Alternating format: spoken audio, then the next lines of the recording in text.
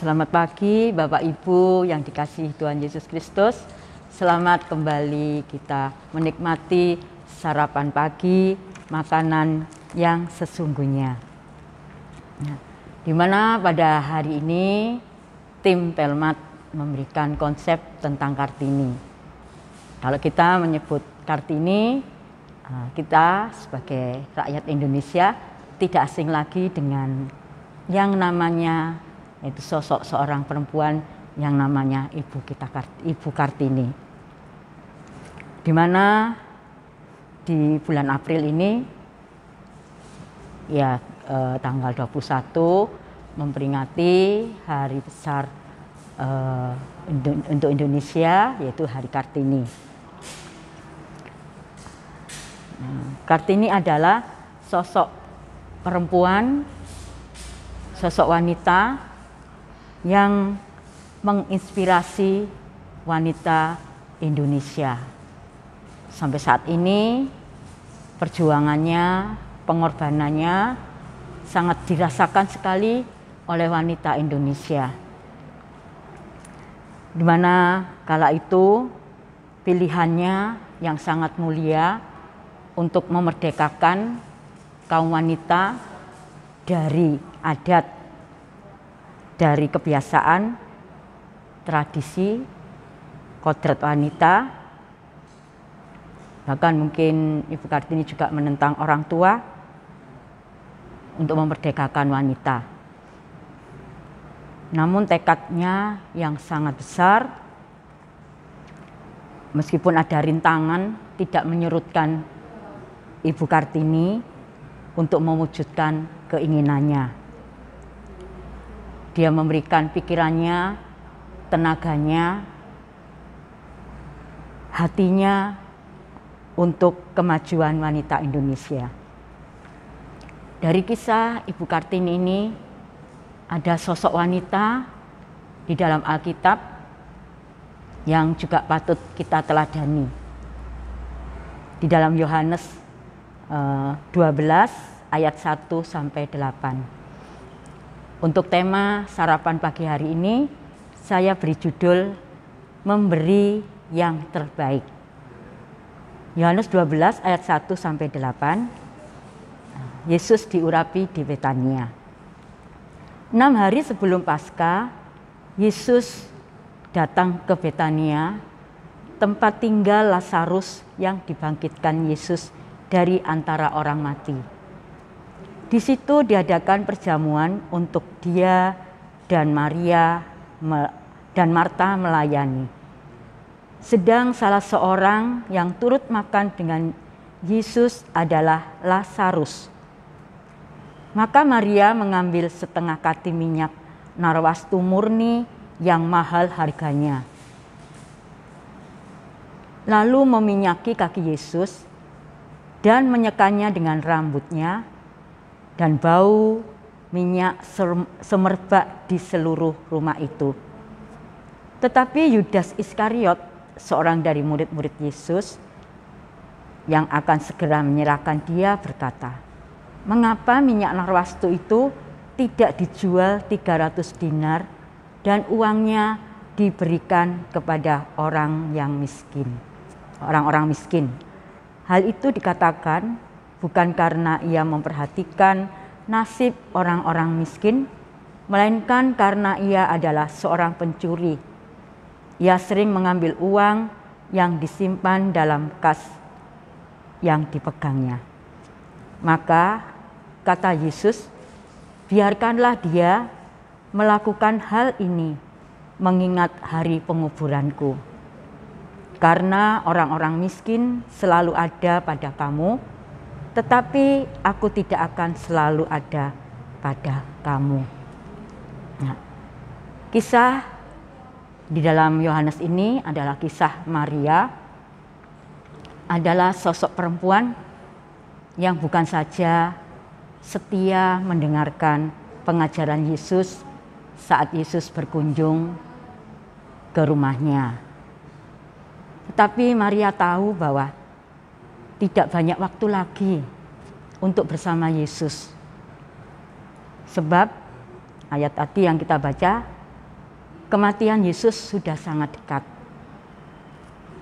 Apa yang dilakukan Maria? Ia mengambil setengah kati minyak narwastu murni yang sangat mahal harganya, lalu meminyaki kaki Yesus dan menyeka kaki Yesus dengan rambutnya sendiri. Ya, di mana minyak narwastu ini dikatakan tadi sangat mahal harganya. Mungkin untuk gaji pada saat itu menghabiskan mungkin beberapa bulan ya, untuk dapat mengumpulkan uang membeli minyak narwastu ini. Nah, perbuatan Maria tadi dikatakan dipandang oleh Yudas suatu hal pemborosan, eman-eman, sia-sia. Karena uangnya bisa, minyaknya dijual, uangnya untuk para orang-orang miskin. Di sini saya tidak menyoroti Yudas, ya, cuma sedikit, di mana Yudas dikatakan saat itu dia sebagai bendahara di dalam pelayanannya bersama Tuhan Yesus. Kita lihat beberapa tindakan Maria ini, di mana dia memberikan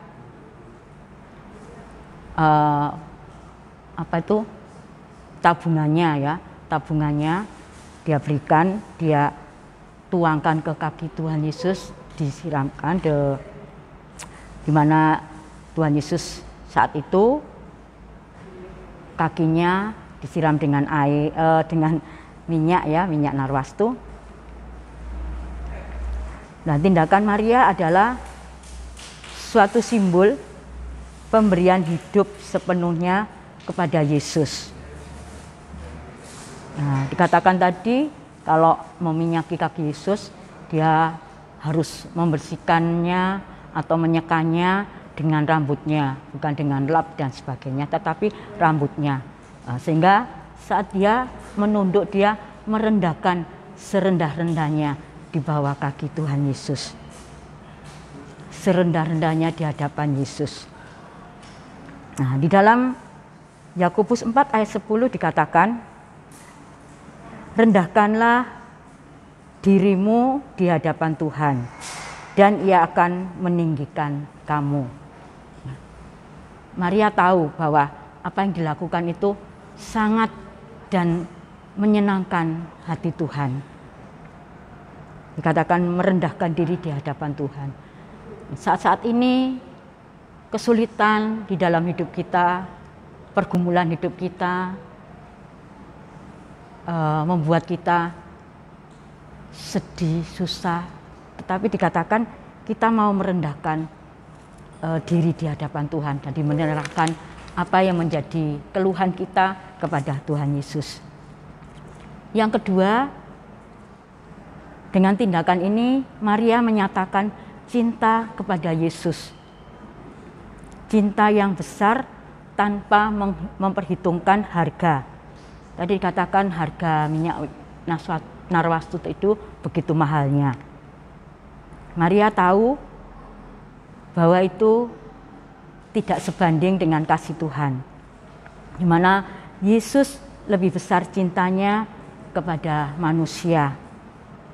Dia membayar harga lebih mahal dari minyak narwastu, di mana Maria mengorbankan miliknya untuk Tuhan Yesus, mengorbankan kekayaannya. Itu hal yang terbaik ia berikan kepada Tuhan Yesus. Kita baca di dalam 1 Korintus 6 ayat 20, sebab kamu telah dibeli dan harganya telah lunas dibayar. Karena itu muliakanlah Allah dengan tubuhmu. Kita sudah memperingati hari Paskah beberapa hari yang lalu, hari kematian dan kebangkitan Tuhan Yesus. Yesus yang kita sembah, Yesus yang hidup, Yesus yang memberikan kemenangan. Melalui kebangkitannya kita mendapatkan pengharapan, kita mendapatkan semangat yang baru. Itu yang dilakukan oleh Maria. Dan yang ketiga, Maria mengingat kebaikan Yesus. Dia mengucap syukur kepada Tuhan Yesus dengan sukacitanya. Karena Maria mengalami pengalaman hal yang luar biasa, di mana salah satu saudaranya, yaitu Lazarus sudah dibangkitkan dari kematiannya.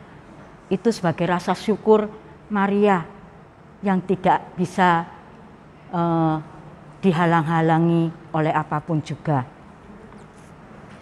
Ucapan syukur Maria, dia mau melayani Tuhan Yesus dengan mengurapi Yesus, dengan memberikan apa yang dia ada untuk Tuhan Yesus. Tuhan Yesus memberikan juga kesempatan kepada kita untuk mengucap syukur dengan melayani Dia melalui apa yang ada pada diri kita. Ya, sekecil apapun pelayanan kita, jika dilakukan dengan rasa syukur, menyenangkan hati Tuhan Yesus.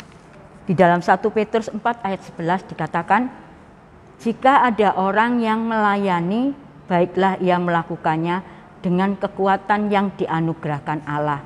Jadi apa yang Tuhan Yesus anugerahkan kepada kita, kita kembalikan untuk hormat kemuliaan daripada nama Tuhan Yesus Kristus dengan melayani, dengan memberikan apa yang terbaik buat Tuhan. Maria mengambil kesempatan itu dengan memberikan yang terbaik yang dia miliki. Tindakan Maria adalah teladan yang dikehendaki Allah bagi kita, terutama ketika kita memahami sengsara dan derita daripada Kristus Yesus. Tadi Tuhan Yesus tidak melarang apa yang dilakukan Maria, karena Tuhan Yesus tahu itu yang dikehendaki, memberikan yang terbaik untuk Tuhan Yesus. Nah, tindakan Maria adalah sebuah pengharapan, penghargaan yang tinggi kepada Yesus, dan itu bukan hal yang sia-sia. Ya.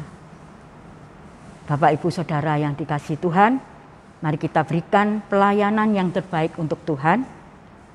Biarlah Tuhan Yesus melalui Roh Kudus selalu mengingatkan kepada kita, memberikan yang terbaik untuk Tuhan melalui tenaga, pikiran, mungkin harta kita untuk melayani Yesus dengan kesungguhan hati kita. Demikian renungan sarapan pagi hari ini. Dan hanya menjadikan berkat bagi kita. Tuhan Yesus memberkati. Selamat pagi.